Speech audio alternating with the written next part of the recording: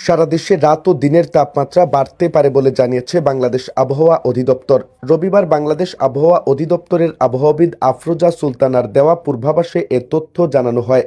আবহাওয়া অফিস জানিয়েছে, আগামী ২৪ ঘন্টায় অস্থায়ীভাবে আংশিক মেঘলা আকাশ সহ সারা দেশের আবহাওয়া প্রধানত শুষ্ক থাকতে পারে।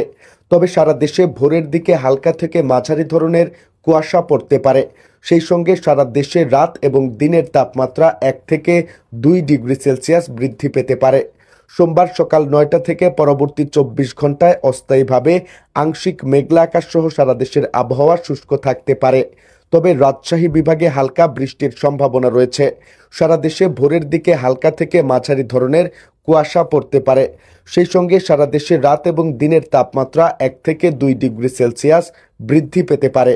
মঙ্গলবার সকাল ৯টা থেকে পরবর্তী ২৪ ঘন্টায় অস্থায়ীভাবে আংশিক মেঘলা আকাশ সহ সারা দেশের আবহাওয়া প্রধানত শুষ্ক থাকতে পারে।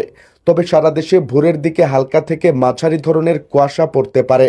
সেই সঙ্গে সারা দেশে রাতের তাপমাত্রা সামান্য বৃদ্ধি পেতে পারে এবং দিনের তাপমাত্রা সামান্য হ্রাস পেতে পারে।